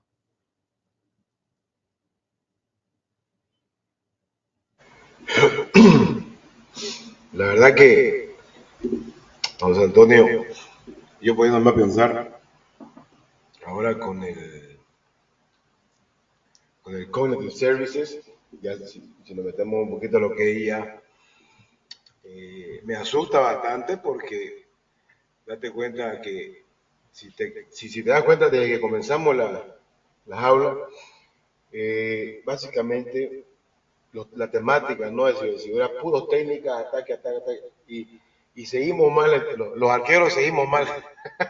Por eso que hay que prácticamente era de conocimiento, ¿no? ¿Qué podemos hacer? Pero ¿qué podemos hacer? Porque te das cuenta que una práctica que hicimos aquí con el equipo, con Héctor, que armamos una ciberguerra, sí, encontramos mucho más malo que bueno, ¿no? Por un lado, ¿no? El tema de los valores pues, prácticamente es importante, ¿no? Y el tema de también, pero a mí yo te digo algo, siempre me gustó si los venció, porque estudiar, ver el comportamiento de un hacker, así como tú, porque en realidad, a ver, expresémonos bien, no un hacker, hackers no son personas malas, hackers somos científicos que hacemos cosas geniales para poder evitar los ciberdelincuentes. Somos curiosos, tenemos capacidad de asombro y sobre todo estamos en aprendizaje constante, número uno. Ahora, pero cuando queremos hacer test, cuando queremos, por ejemplo, lo que acababa de mencionar anteriormente, que yo muestro una infra de un trabajo que estaba haciendo hace un par de horas para una conectividad que es un poco extensa, donde también voy a meter IoT, donde voy a meter un poco de sensores.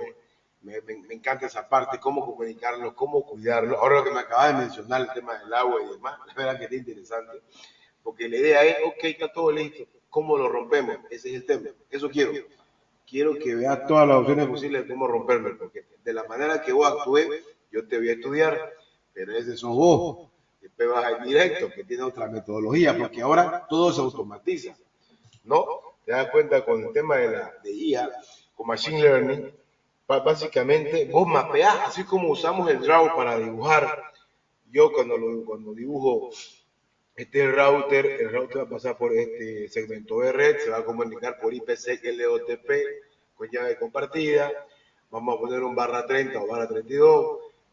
Vamos a estar analizando los paquetes, vamos a hacer un drop all, pero el tema es, más allá de eso, también los ataques se automatizan, porque básicamente vos vas armando, así como yo estuve paso 6 horas por lo menos armando una infra y que esa es para explicarle a mis clientes que son mortales, a los capa 7, o las capa 8, o los capa 10, ¿no? Pero ahora el gráfico yo lo necesito para mí, visualizarlo como tal, para ver qué estoy haciendo mal y por dónde se me van a meter. Porque mi atención ya no está afuera, mi atención está adentro. Mi atención son los mismos usuarios que de alguna manera u otra me van a infectar, o qué pasa, cómo yo lo puedo aislar, cómo yo lo puedo de alguna manera isolar para que ese equipo no me afecte, un ransom, que esté las licencias al día. Sabemos cómo podemos manejar esta parte de lo que es seguir las normas, estándares, etcétera, etcétera. Perfecto, sí, no hay ninguna duda con eso, ¿no? Pero el Connected Services como tal, ahorita, me preocupa mucho, porque si te das cuenta, cómo de alguna manera cada vez está evolucionando el edge computing, o sea, redes interconectadas, ¿te das cuenta? Todo este tema está creciendo bastante, sin control, me parece, porque o sea, se está haciendo ciencia realmente. Es interesante estos algoritmos cuánticos que se están realizando, que ya están haciendo algún tipo de pruebas piloto, ¿no? Pero imagínate con el reconocimiento de objetos, con el reconocimiento, no sé, ahora con el reconocimiento de rostros y demás como tales, que puede suplantar identidad de personas, voz, ¿no? Comportamiento, patrones, ¿no? O sea, es súper amplio, la verdad es que es súper amplio, es interesante, pero ¿vos qué crees que se viene? Porque yo sé que no podemos predecir, pero tenemos más o menos un punto donde podemos de alguna manera tal vez atrevernos a predecir, porque más que más lo que estamos metidos todo el tiempo en esto, donde estamos de alguna manera con pasión, porque yo creo que aquí la compañía es pasión, porque esto de alguna manera u otra se convierte en ciencia, la pasión se convierte en ciencia, donde estás usando herramientas como TensorFlow que nos liberó Google, ahora está el Service Connected Service de Azure, no me gusta mucho, pero sí tiene muy buena, tengo un buen feedback contra ellos, que he estado probándolo también, pero sobre todo reconocimiento del habla, reconocimiento de comando, reconocimiento de personas. Ahora me hablan de sentimientos. El otro día estaba escuchando reconocimiento de olores, no reconocimiento de intenciones. O sea, está un poco heavy esto, ¿no? ¿Qué pensamos de todo esto? He puesto ahí, está complicado, ¿eh? Ese tema está muy complicado porque está todo, es decir, nosotros ya tenemos nuestro meme digital construido, nuestro perfil digital construido, ya es muy difícil salirse de ahí. He puesto ahí PIM Edges, P-I-M Edges. Tú hablabas del reconocimiento de cara, es decir, tú fíjate, hay webs como, voy a empezar por el final, Omegle, Shaggle y algunas por el estilo, que hay gente que abusa del anonimato, ¿no? Es como una especie de chat uno a uno, ¿no? Y le vamos dando a next y tal. Claro, la gente no sabe que puede haber módulos de control o de monitorización que capturan cara. O que si yo, por ejemplo, quiero hacerle chantaje a una persona y lo ve en una actitud desinhibida y grotesca y grosera en una web donde no hay contenido para adultos, si le pillo la cara con pimeyes.com puedo saber en cualquier lugar del mundo donde aparezca su foto, sé quién es. ¿Vale? Ya no es que le vea la matrícula o la toalla de un hotel, no, sé quién es. Hacer la prueba, es decir, meteros en Pim Ellos y subid cualquier foto de cualquier actor o de quien queráis y veréis cómo se salen. Claro, es verdad, cuando tú le vas a pinchar la web en la que aparece, te pide dinero. Bueno, pero si yo quiero extorsionar a una persona, voy a pagar. Por eso, o si yo soy un miembro de la Fuerza y Cuerpo de Seguridad del Estado y he identificado una cara en una foto de pornografía infantil, pues ya tengo por dónde entrar. Entonces, nuestro rostro ya dice mucho de nosotros. Y nuestro rastro también. Hay un libro que justamente ahora que estaba hablando, estaba intentando identificarlo aquí en mi estantería, pero no lo encuentro, que hay algo así como algoritmos de destrucción matemática o por el estilo. Déjame que lo busque. Algoritmos de destrucción matemática.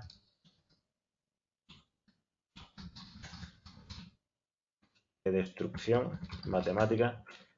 Algoritmo, algo así era. No, es el libro de Armas de Destrucción Matemática, se llama el libro. Y va al núcleo, es decir, es verdad que nos estamos centrando en el hardware, en el IoT, tal. Pero ¿hasta qué punto? De hecho, ¿hasta qué punto nosotros mismos somos los vectores de ataque de nuestras empresas, de nuestras organizaciones o de nuestra propia privacidad? De todo lo que hacemos. Es decir, todo lo que hacemos queda un rastro. Y ese rastro, con los algoritmos de destrucción matemática, es decir, existe matemática ahí que es capaz de atacarnos a nosotros. Y voy a poner un par de ejemplos. Hay una herramienta, os pasaré por aquí no os puedo subir archivos, ¿no? Os pasaré un informe o se lo mandaré a Héctor o a The Book por Twitter, un informe de Trend Micro en el que se describía, hemos descubierto que ahora China, además de crear malware o crear ransomware o a medida, es decir, si yo quiero atacar a una entidad, compro el ransomware y además entro en una red clientelar, es decir, yo compro un antivirus falso, compro el ransomware y lo lanzo. No, bueno, pues ya no son solo esos servicios, ¿vale? Bueno, aparte de que esos servicios, sabéis que en la comunidad del cibercrimen hay notarios, es decir, si yo compro a una persona ransomware, tiene que haber alguien en medio que a mí me garantice que ese ransomware funciona y al que me vende el ransomware le garantiza que le llega mi dinero. Con lo que hay ahí una serie de actores, la red os la mandaré también para que la veáis, hay una serie de participantes en la que hace súper atractivo el ciberdelito. Ahora vamos al asunto. Trend Micro dice, hemos descubierto foros de China donde se venden herramientas para atacar desde el SOC-int, es decir, desde la inteligencia, desde la persona, desde el rastro que deja. Existen herramientas para atacarte desde ahí. Existen también el ataque al CEO, o sea, el famoso ataque al CEO. Es decir, si yo quiero... Vosotros sabéis que ¿cómo se llama el de Facebook? Mark Zuckerberg se compró una casa y las casas de alrededor de su casa porque le preocupa la privacidad. Es decir, se compró una casa y todas las que le rodeaban. Pero tiene sentido porque es muy fácil acercarse con una furgoneta o con un Stingray. ¿Conocéis esta herramienta? Con una furgoneta, con un Stingray e intervenir las comunicaciones. Fijaros. Las fuerzas y cuerpos de seguridad de algunos estados, no de todos, tienen herramientas de Stingray que lo que hacen intermedian, es decir, emulan una antena celular. Y entonces, claro, aquí en España, por ejemplo, cuando hay una huelga, una manifestación y tal, la policía le pide el DNI a la gente y la gente a veces se niega a darle el DNI. Pero vamos a ver si ya saben quién eres. Porque probablemente a 1 kilómetro de la plaza haya una furgoneta con un Stingray interviniendo todas las comunicaciones de todos los móviles que hay. Saben quién está en la plaza, con quién se comunica, si está en la plaza, si está en la primera planta, si está en la segunda planta de un edificio, los tienen identificados. Es decir, hay herramientas para protegerse, hay herramientas para vulnerar la privacidad y el derecho de reunión y de manifestación de la gente, hay herramientas para acercarse a tu casa e intervenir tus comunicaciones y atacarte desde tu casa, hay herramientas para atacarte desde el rastro que dejas por internet. Hay herramientas, lo único que puedes rezar es para que nadie se fije en ti, porque todos somos igual de importantes. Es decir, que nadie se fije en ti, porque todos somos igual de importantes. Entonces sí que es verdad que el propio usuario puede ser una amenaza para tu organización. ¿Cómo te afecta? Porque tú decías, yo ahora estoy pensando en lo de dentro. Claro que sí, es que el usuario es el más peligroso que tienes dentro, porque o no lo sabe, o si lo sabe, intenta hacerlo. ¿De acuerdo? Intenta hacerlo con intención. Hay, por ejemplo, el tema de los honeypot o el sinkholing. Sinkholing es cuando uno pone un proxy o un DNS hacia el que redirige todo el tráfico sospechoso, como Pool decía, yo quiero saber lo que me están haciendo. Rediriges todo el tráfico sospechoso o rediriges todas las peticiones sospechosas de un usuario por ahí y lo analizas. El DNS sinkholing, que tenía, por ejemplo, yo que sé, estaba había varias técnicas como el jardín vallado, el wallet garden o el proxy transparente o los botnet de GA, en fin, hay muchas técnicas para que el departamento o el segmento de la red que crees que te da problemas desvías todo el tráfico por ahí. De manera casera podéis experimentar con la naturaleza hacker de vuestros vecinos. Ponéis una wifi pública abierta, esa wifi la conectáis en ordenadores que haga de proxy y veréis como algún vecino se conecta a vuestro router gratuitamente y se conectará a servicios donde las claves se mandan en texto plano y lo pilláis.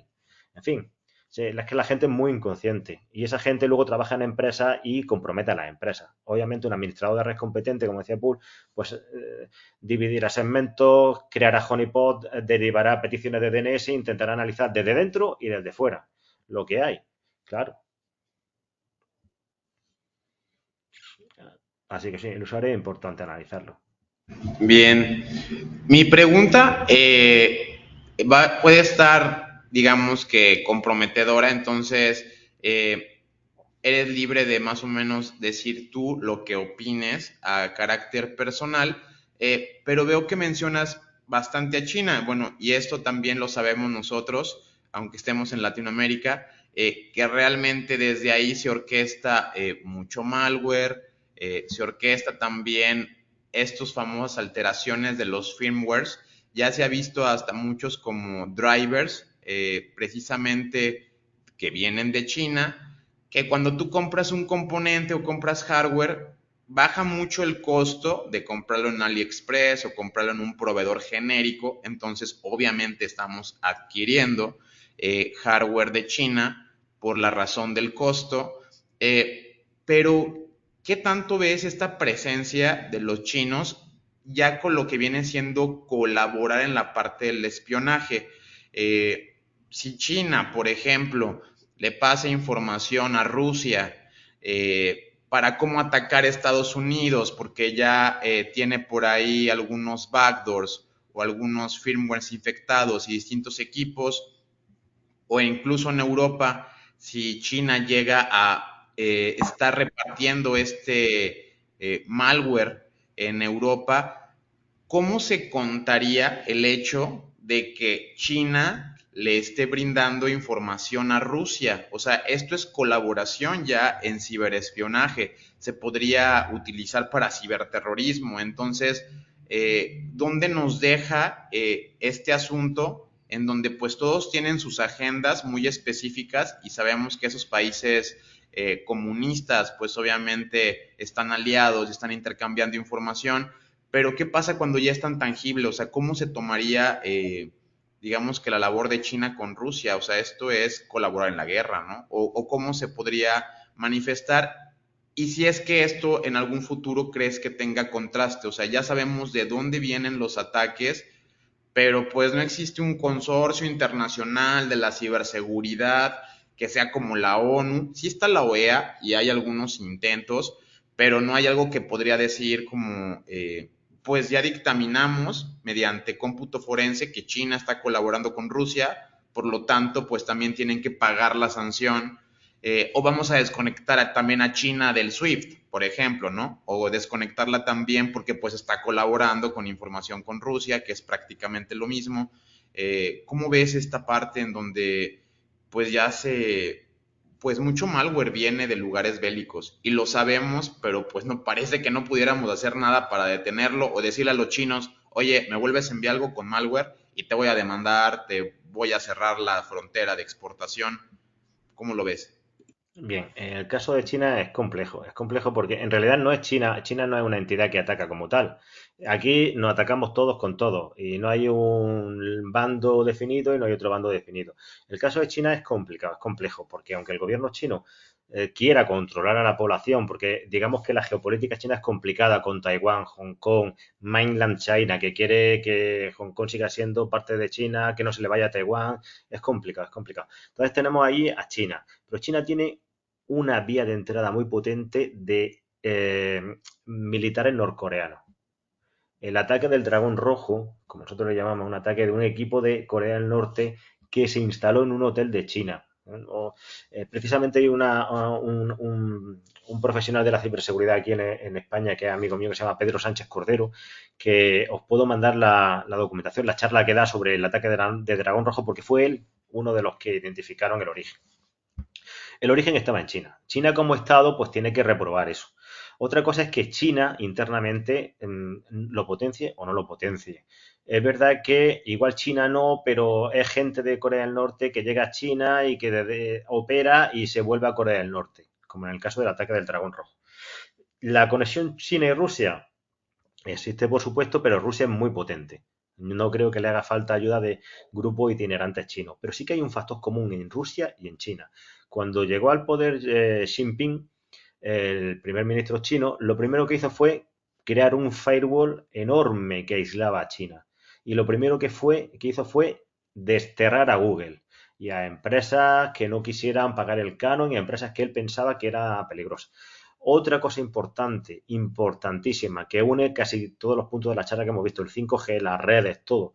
Todas las empresas chinas tienen en su board committee, en su comité de dirección, a gente del Partido Comunista. Es decir, en México, en España, en Argentina, una empresa privada es una empresa privada y ahí el gobierno ni puede, ni debe, ni nunca va a entrar. Pero en China sí.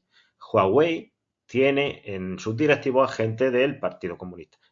Pero no porque sean comunistas, sino porque es parte del gobierno. Porque intervienen a las empresas así. Es decir, una empresa privada realmente no es privada, es parte de un gobierno. ¿Hasta qué parte el gobierno puede influir en que la tecnología de Huawei y el 5G de Huawei luego afecta a las operaciones militares de países que no sean de su área?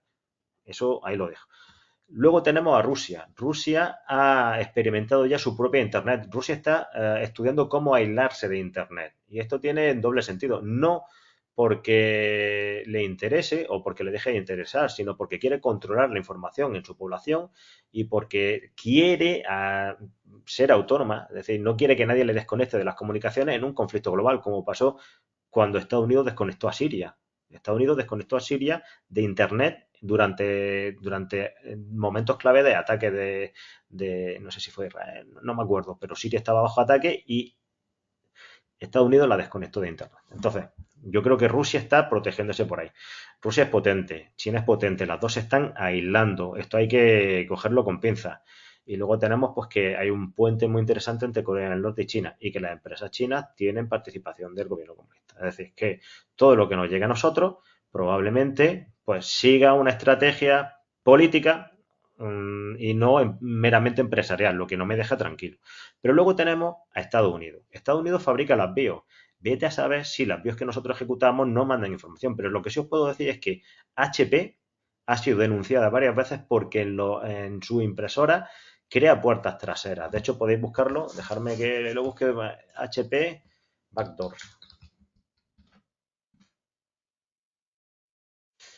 Bueno, para no gastaros tiempo, simplemente hacer la búsqueda de HP Printer Backdoor o HP denuncia de puertas traseras. Es decir, fijaros, si HP está interesado en saber lo que imprimimos, ¿vale? También es de considerar que una fotocopiadora, algo tan poco atractivo para un atacante como una fotocopiadora, todo lo que se fotocopia queda en un disco duro. Y la gente del gobierno, pues cuando llega la ronda de sustitución de fotocopiadora, entrega la fotocopiadora y coge la nueva, pero está entregando en un disco duro toda la información. ¿Qué interés puede tener HP en instalar impresoras con firmware que te dan puertas traseras? Y el mismo interés va a tener China, el mismo interés va a tener Rusia, el mismo interés va a tener todos los gobiernos que le han comprado a la empresa de Israel el software Pegasus. De hecho, ¿os acordáis cómo se cazó a Capone? A Al Capone no se le cazó por los delitos, se le cazó por la hacienda, por delitos fiscales. Es decir, la cosa más tonta, es decir, lo trincó Hacienda, no lo trinca. Pues aquí igual, es decir, ¿por qué están tan interesados? Porque si yo estoy interesado en cazarte a ti y no te puedo cazar porque sé que te escondes, que te oculta. De hecho, Thor nació para vulnerar joder, ¿cómo se dice? Cuando un gobierno no quiere que la gente se exprese, la censura. Thor nació para salvar la censura de China, por ejemplo. O sea, hay herramientas que... Entonces, claro, cuando yo sé que tú te escondes y no soy capaz de cogerte, pues con Pegasus voy a atacar tu móvil a través del procesador en banda base, voy a entrar a tu procesador de aplicaciones, te voy a coger información o te voy a meter información que te comprometa y a partir de ahí ya te tengo cogido. Entonces, claro, las infraestructuras de telecomunicaciones teóricamente son de empresas privadas, pero están en suelo de los estados, que nos dan a servicio a nosotros, pero estamos al servicio de los estados. El software, el hardware viene de China. Las empresas de China están participadas por el propio gobierno. Eso nunca es sano, ya sea comunista o no sea comunista. Es decir, donde está el gobierno no hay total libertad, porque siempre tiene uno... Entonces, eso también es curioso. Y luego tenemos a Rusia, que ya sabéis que Rusia tenía en San Petersburgo un edificio con un ejército de gente generando opinión en redes sociales y contaminando. Por ejemplo, el caso claro del caso catalán aquí en España. Hubo mucha intervención de Rusia generando debate y generando pelea y dividiendo opinión en el país. Es decir, pues tú imagínate que dos amigos tuyos están uno medio enfadado con el otro y tú vas y empieza a calentar uno y empieza a calentar al otro. Al final consigues el conflicto y eso es lo que utilizan los gobiernos, los estados-nación para pelear. Entonces, es verdad que hemos citado mucho a China, hemos citado mucho a Rusia, pero es porque están adoptando posiciones sospechosas. Cuando uno se empieza a proteger es porque espera algo. Y sí que es verdad que, por ejemplo, un buen amigo mío que trabajaba en el sector bancario me decía hace años, estamos experimentando ataques en nuestras entidades bancarias y los estamos dejando pasar porque son ataques que no hemos visto nunca. Y cuando llegan a los últimos bastiones donde podemos analizar el código en el sentido que decía Poole, descubrimos que son españoles ayudados por rusos. Es decir, es que los rusos no son malos por ser rusos, ni los chinos son malos por ser chinos, ni los españoles son buenos por ser españoles, ni los mexicanos son buenos por ser mexicanos. Es que estamos todos mezclados. Y en esta batalla uno tiene que protegerse a sí mismo y proteger su privacidad porque el gobierno te está mirando. De hecho, hay una charla muy buena de Marta Peirano, una periodista tecnológica, que analiza cómo un gobierno cualquiera, en este caso habla del alemán, es capaz de saber, Héctor, con quién come, con quién duerme, en qué tren vas, quién va contigo, etcétera, etcétera. Y lo único que recomienda es que usemos criptografía. Aunque hay voces por ahí que dicen que el RSA ya está roto. Usemos criptografía y así lo pongamos más difícil. Ahora, es verdad que toda la tecnología que tenemos proviene de donde proviene y eso genera inquietud. Pero gracias a Dios tenemos a la comunidad de open source que nos permite sustituir una BIOS por otra y nos permite estar un poquito más tranquilos. A los que somos un poquito inquietos, a los que ni se lo plantean, pues bueno, pues están un poquito más en riesgo. Pero sí que es verdad que el tema geopolítico está muy ligado al tema de la ciberseguridad y muy ligado al tema hacker y está todo interconectado.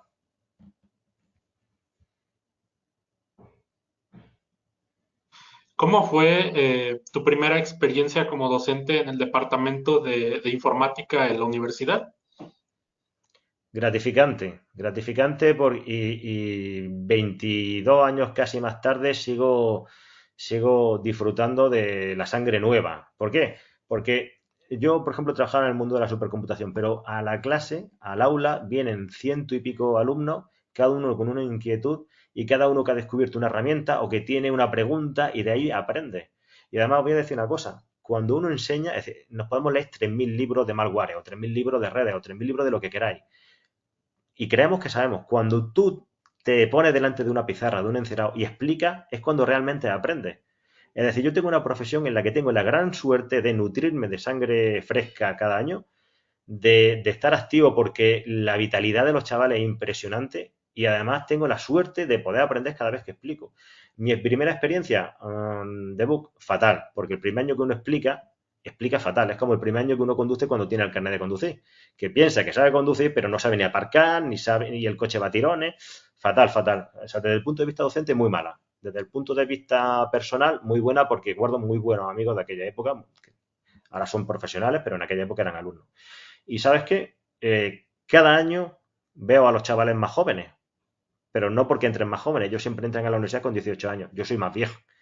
Pero te puedo garantizar que la alegría que me da a mí compartir la hora de clase con gente tan inquieta y tan preocupada por la ciberseguridad es gratificante. Es decir, si me preguntas cuál es tu valor en la balanza ahora frente al valor de la balanza hace 20 años era patético como profesor. Cuando empecé no sabía explicar, pero disfrutaba con la gente. Y hoy disfruto más de la gente que hace 20 años, pero infinitamente más. Era patético, ¿eh? Me duele reconocerlo, pero si yo pudiera verme mi primera clase, seguramente me daría esta vergüenza.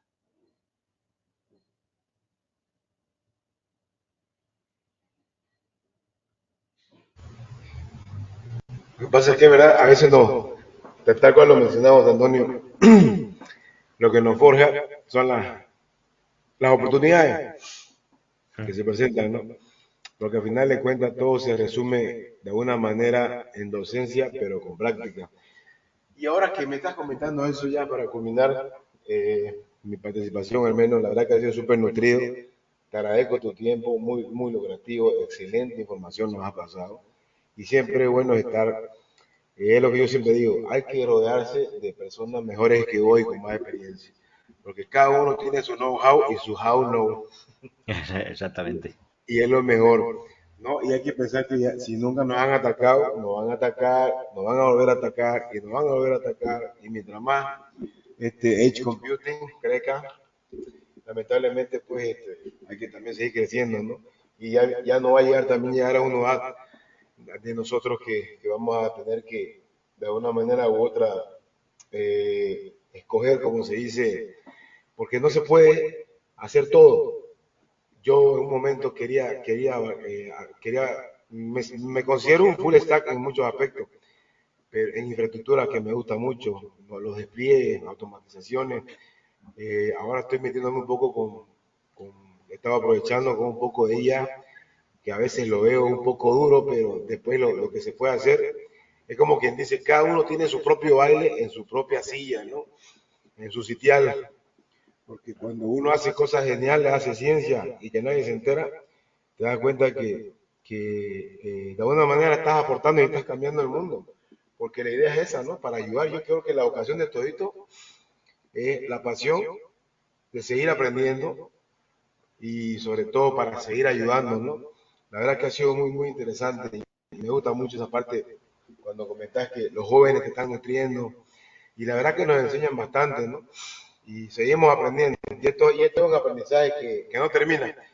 Recuerdo la primera vez que me dieron, que yo pregunté, ¿cuántos años en la universidad? 4 o 5. Ah, qué bueno, 5 años. Ya van 20 años de universidad que seguimos, que es una universidad que no acaba, ¿no? Y está para largo, ¿no? Así que es interesante. El aprendizaje, la verdad que no perder la capacidad de asombro, ¿no?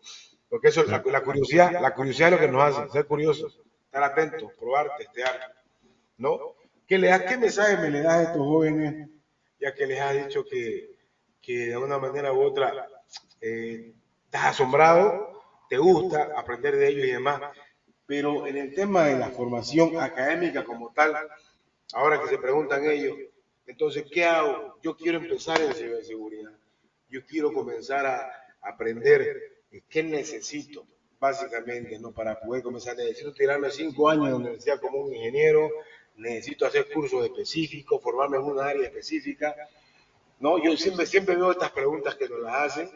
De hecho, hasta tengo unos sobrinos que yo por parte les voy enseñando un poco de Linux, les enseño un poco les pregunto, ¿qué les gustaría hacer conforme a los juegos, por ejemplo, ¿no? ¿Qué soluciones me pueden dar ustedes ahorita? En Fortnite, que tanto te gusta jugar. ¿En qué te preocupa cuando vos jugás? El ping, me dice. El ping. ¿Sabes qué es el ping? Le pregunto. Es una cosa que sabe que me dice que está lento y que no está. Entonces, él me lo explica así en crudo. Ok, entonces, y ahí vos te dando cuenta. Ya, ¿querés entender qué es el ping y por qué es lento y por qué es a veces rápido? Quiero. Y entonces uno por ahí empieza, ¿no? Despertándole la curiosidad. Hay técnica y hay técnica, ¿no? Pero me dice, ¿no? Y tío me dice, pero es necesario ir a la U, es necesario estudiar. Tenés que entender, matemática es clave, brother, le digo. La lógica es clave, tu sentido común tiene que evolucionar, tu manera de pensar y de ver las cosas tiene que cambiar también. No enfocarte en temas que te pueden hacer perder el tiempo, pero sobre todo en valores y principios, ¿no? ¿Es correcto? ¿Qué pensamos de eso y qué mensaje tenés para estos jóvenes? El mensaje, lo primero que le diría a alguien que quiera aprender es que se agarre al único o dos o tres profesores que le generen ilusión. Porque uno a lo largo de la carrera encuentra profesores desganados que si le haces caso te terminan frustrando, aburriendo, la cosa se complica y son capaces de desviarte de tu ilusión. Entonces, es verdad que la asignatura la tienes que aprobar, pero agárrate a los profesores que te muestre ilusión, pégate a él, cuando tenga un problema, una duda con otro profesor, ve a su despacho, consúltale, nunca dejes tu ilusión porque haya otros que no la tengan, empezando por ahí. Siguiendo, la formación es muy importante, sea universitaria o no sea universitaria, ¿de acuerdo? Es decir, el que se forme en la universidad no es mejor que el que se forme en un ciclo o fuera de la universidad o leyendo libros. Hay gente como Marc Rivero que, según él me decía, no tenía titulación y es uno de los expertos en malware más potentes que hay en España y está trabajando en Kaspersky. Entonces, pero sí que es verdad que una persona que le gustó el camino y que se dejó la vida estudiando eso. Ahora, es verdad lo que decís, la casa que tú puedas construir en tu mente es mucho más bonita y más grande cuanto más fuertes sean los cimientos. Matemática, álgebra, lógica, filosofía, tener cultura, eso te hace luego tener una visión amplísima, una visión holística de todo y te permite afrontar un estudio de ingeniería o un proyecto, entender a la gente. Ten en cuenta que la ingeniería en informática o la informática o la ciberseguridad aúna muchos campos, desde cómo funciona una persona o cómo piensa una persona a cómo actúa, en fin, mil cosas. Entonces, la formación, ¿cómo se empezaría? Yo empezaría, o sea, sistema operativo. Es que, por desgracia, la ciberseguridad es un campo muy amplio que se nutre de muchos campos. Hay que ser bueno en base de datos, hay que ser bueno. ¿Cómo vas a entender lo que es un SQL injection si no sabes cómo funciona el PLSQL? Entonces, te tienes que apoyar en muchos campos y ahondar en ellos lo justo, porque luego elegirás tu campo en ciberseguridad. Y os voy a dar dos URLs para terminar y no hacerme eterno. Primero, la de Marta Peirano que os comenté antes, la de charla de que los gobiernos nos espían o tal. Y luego os voy a regalar esta. Esta es de OST. Un gran amigo mío que se llama Sheno Koba, que es el desarrollador de ChipSec. Si tú quieres aprender ciberseguridad, ¿vale? Gratuitamente, y estamos hablando de una Open Security, es decir, estamos hablando de una comunidad. ¿Estáis ahí? Ey, perdona, que me fui sin darme cuenta. ¿Estoy? Sí, ¿Estoy, verdad? te vemos, te escuchamos. Qué susto. Pinché el enlace y no se me abrió una pestaña nueva. Fijaos qué torpe soy. Y pensé que se me había cancelado esta. OST.fy. Comunidad abierta. Sheno Koba, desarrollador de ChipSec. Herramienta que os he citado antes. Que procede de Copernicus. Una bestia negra en el hardware. Que te ofrece formación abierta de alto nivel.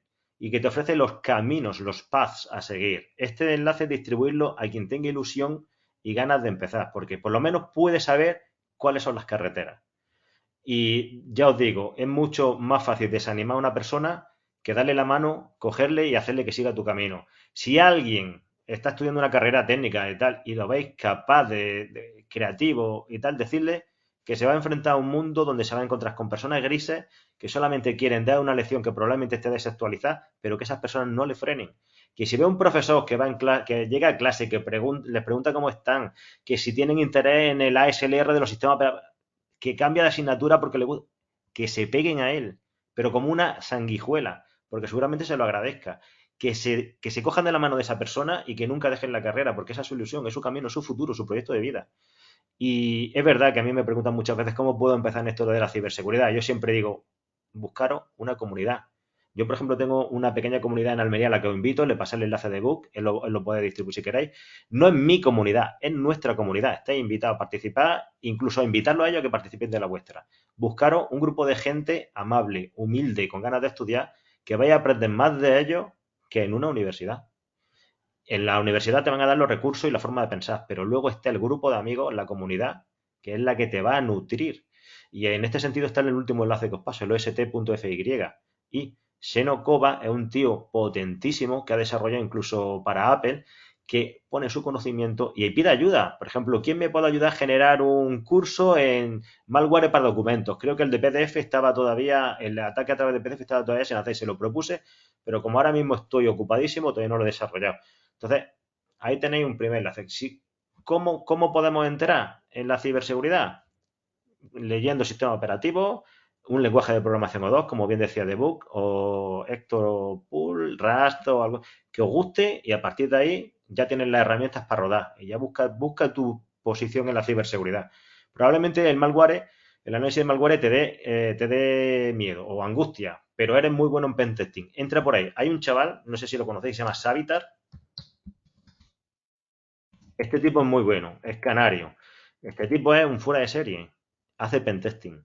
Es un ejemplo a seguir, muchas veces le recomienda a su audiencia cómo formarse. Pues ahí tenéis. Es decir, buscar una comunidad. Y vosotros sois un ejemplo. Yo, si estuviera empezando, me pegaría a vosotros. Me pegaría a vosotros para que entre todos pudiéramos compartir, porque de lo que yo no sé, lo sabéis vosotros. Entonces, si alguien quiere empezar en la ciberseguridad, que se una a una comunidad, porque ahí se comparte el conocimiento de manera sana. Yo empezaría por ahí. Y utilizaría el enlace de ost.fy. Bien, pues muchas gracias, José Antonio. En verdad nos ha dado una cátedra muy importante en todo esto de la ciberseguridad. Tu formación como docente pues todavía sigue rindiendo frutos. Te agradecemos por tu conocimiento. Y en la parte de enseñanza y aprendizaje, claro, se pueden unir al OIEC. También sugerimos que vayan a ver a Savitar porque es contenido diferente, que escuchen otros podcasts, que sigan a Chema Alonso. O sea, realmente hay muchas comunidades que nutren, que aportan. No todos estamos investigando lo mismo, ni tenemos los mismos proyectos. Eso también es algo rescatable. Entonces yo creo que a veces poder tener una formación híbrida, tampoco te una solamente una persona.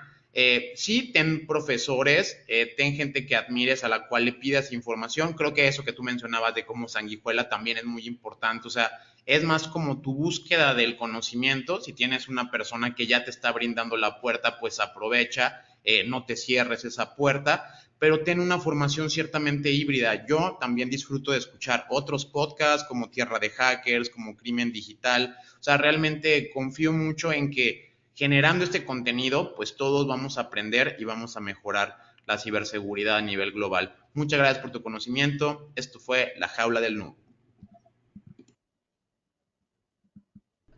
Gracias por habernos acompañado. No te pierdas el próximo episodio. Recuerda darle like, suscribirte y compartir. Esto fue La Jaula del Noob. Sale mucho fake, que solo es un lamer y quiere joder, y no va a poder, no sabe con quién, se vino a meter.